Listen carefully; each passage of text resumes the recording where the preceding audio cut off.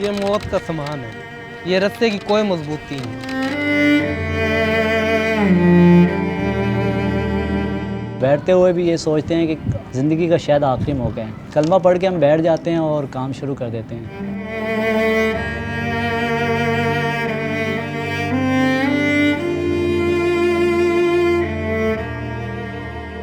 कुछ काम ऐसे होते हैं जिनको देखकर ही इंसान के हाथ पांव फूल जाते हैं। इनमें एक मुश्किल तरीन काम बुलंद इमारतों पर रंग करना भी है, मगर पेट में भूख का जलता हुआ आतिश फिशा ये जानलेवा काम करने वालों को चट्टानों जैसा मजबूत और इनके अंदर से खौफ खत्म कर देता है। ये काम कैसे होता है और इतनी हाइट पर जब ये मजदूर जाते हैं तो क्या इनके दिमाग में चल रहा होता है, ये सारी चीजें इस रिपोर्ट में जानते हैं।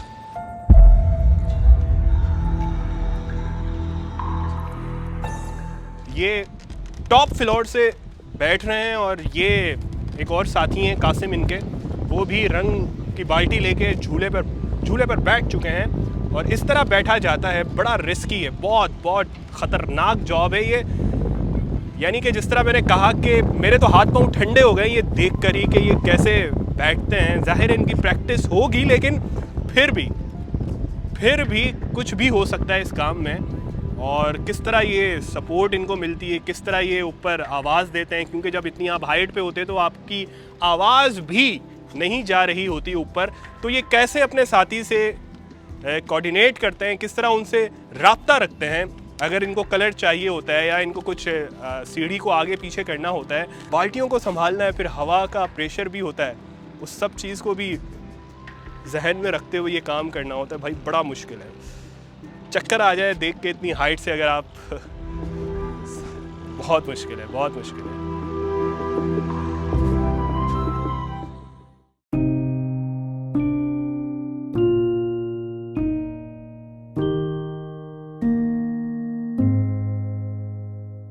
कुछ हालात ऐसे काम करवा देते हैं। आमदन बहुत कम थी, जिसकी वजह से यहाँ कराची में मूव करना पड़ा। अंदर के काम मैंने किए बहुत जगह पे, लेकिन वो आमदन मुझे नहीं मिल रही थी। एक दो दोस्तों ने कहा कि आप ये कलर का काम बाहर करें, तो मैंने जब बाहर शुरू किया तो मुझे बहुत डर लगता था, एक अजीब फीलिंग होती थी। मैं देखता था तो मुझे उल्टियाँ आती थी। तो आहिस्ता आहिस्ता मैं उनके साथ काम करना शुरू कर दिया। फिर मैं आप बैठने लग गया झूले पे, तो उससे बस मुझे एक हौसला हुआ और थोड़े बहुत ही जो जायज़ ज़रूरियात थी घर की पूरे होने लग गई।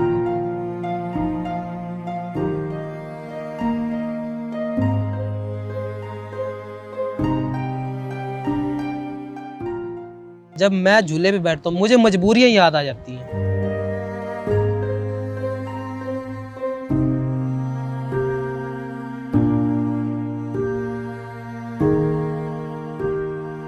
जैसे हम बैठते हैं ना तो डर तो बहुत लगता है इतनी हाइट पे। जैसे जैसे हम 15 से 20 मंजिल के नीचे जाते हैं तो ऐसे होता है कि काश ये काम ना ही करते। और बैठते हुए भी ये सोचते हैं कि ज़िंदगी का शायद आखिरी मौका है। कलमा पढ़ के हम बैठ जाते हैं और काम शुरू कर देते हैं।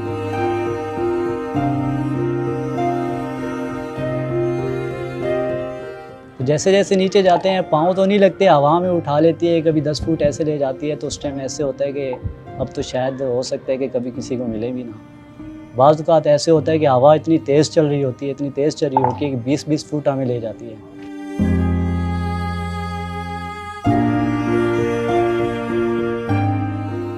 एक झूले पे पूरा दिन भी लग जाता है हमें, और बैठे रहते हैं, थक जाते हैं, कूल्हे दर्द करने लग जाते हैं, टांगें दर्द करने लग जाती हैं, बाजू दर्द करते हैं। शाम को ऐसे होता है कि बस जान में बिल्कुल जान ख़त्म हो गई है।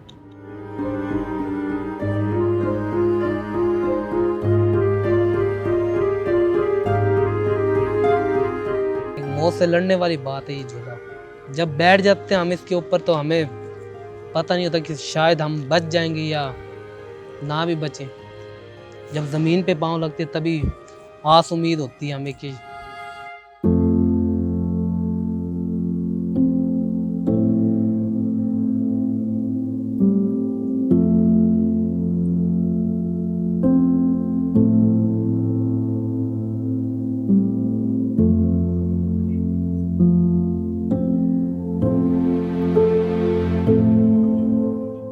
सीढ़ी को हमने 3 डंडों पे बांधा हुआ होता है। इसके अंदर फिर हम झूले का रस्सा डालते हैं और 3-4 ऐसे वर्कर डाले होते हैं, जैसे कि आप देख रहे हैं। तो डाल के उसको जैसे हम नीचे नीचे जाते हैं, वो छोड़ता है तो हम उसको ऐसे आवाज़ देते हैं, तो रस्से की वाइब्रेट ऊपर जाती है। जैसे ही वाइब्रेट जाती है तो उसको जो देखने वाला तो उसको पता लगता है, वो फिर देख के हमें रस्सा छोड़ता है। फिर उसके बाद हम ऐसे इशारा करते हैं तो वो रोक देता है, उसको पता लग जाता है कि अब ये रस्सा इसने रुकवा दिया हमें।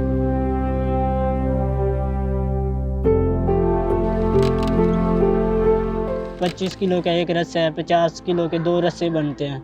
50 किलो रस्से का वज़न हो गया और 30 किलो फट्टे का वज़न हो गया। 80 किलो वज़न आप देख लो कितनी हाइट है, इतनी नीचे से जब जितनी ज़्यादा हाइट होगी उतनी ज़्यादा ताकत मांगेगा इतना वज़न खींचना। तो हाथों पे छाले बन जाते हैं, ज़ख्मी हो जाते हैं हाथ, सांस फूल जाता है, तो बड़ी दिक्कत होती है।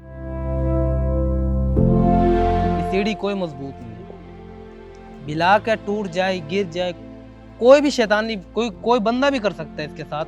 मतलब हटा दे, हमारी तो जान चली जाएगी नहीं इससे। रस्सा हाथ से छूट गया, ये गिर जाएंगे, तो इनकी जवाबदारी देनी होती है और अपना भी ख्याल रखना पड़ता है। मरतबा तो 8 मंजिल से ना रस्सा छूट गया था जो ऊपर छोड़ने वाला था। जैसे ही छुड़ा वो फुल स्पीड से चलता हुआ आ रहा था एकदम, तो मैं तारों के ऊपर जाके गिरा। तो बाई चांस मैंने तारें पकड़ी हुई थी, एक तार तो टूट भी गई थी, और उसकी वजह से ये है कि मुझे करंट नहीं लगा। बाई चांस उस टाइम बिजली भी नहीं थी, तो जैसे ही गिरा अल्लाह ताला ने मुझे बचा दिया। 15 मंजिल की हाइट थी सर, रस्सा छोड़ रहा था मैं, सूरज की शिद्दत की वजह से चक्कर आ रहे थे मेरे को, तो वहाँ से गिरा ना, नीचे ग्रिलें वगैरह थी, उनमें जाके फंस गया था।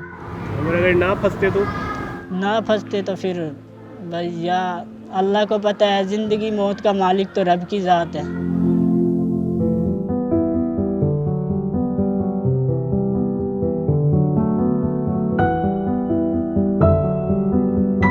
हवा से ना थोड़ा सा एक खौफ महसूस होता है, क्योंकि हवा उठाती है रस्से को, बहुत कभी उधर जाती है, कभी उधर, कभी तंग बहुत करती है, इसी वजह से। कुछ परिंदे हैं वो तंग करते हैं, जैसे चील वगैरह हो गई, ये बहुत ज़्यादा ही तंग करती है, ठीक है। ये पंजे वगैरह मारती है बंदे को। बंदा काम में मगन बैठा है, कोई भी चीज़ है, मिसाल के तौर पे एक परिंदा है, अगर वो इंसान को थोड़ा सा भी टच हो जाए झूले पे, तो उसकी पूरी जान में वाइब्रेशन आ जाती है, एकदम गिरने के चांसेस बन जाते हैं उसके।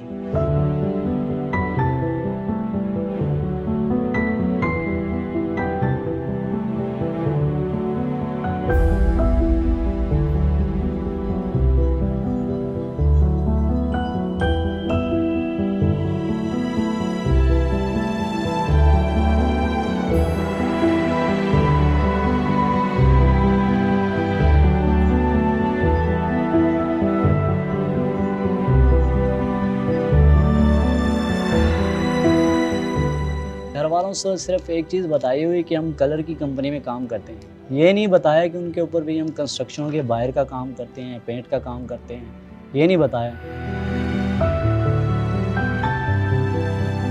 बचपन की ख्वाहिशें तो बहुत थी, लेकिन बस अरमान में ही रह गई। क्या निकले, बहुत कम निकले गम।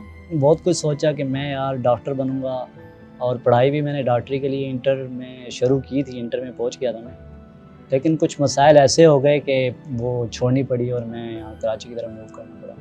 मुझे फ़ौज में जाने की ख्वाहिश थी, मतलब आर्मी में मैं होना चाहता था, बस कुछ हालात ऐसे थे जिनकी वजह से नहीं हो सका मैं। और अभी तक ख्वाहिश है कि मैं चाहता हूँ कुछ घर के हालात ऐसे हो जाएं कि मैं पढ़ूँ।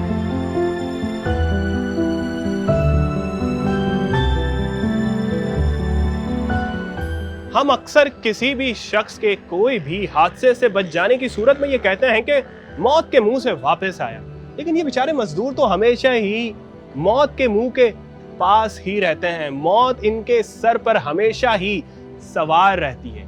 झूला टूट जाए या रस्सा टूट जाए, वहीं जिंदगी का किस्सा भी तमाम हो जाता है। कैमरामैन सनाउल्लाह के साथ शायान सलीम, समा, कराची।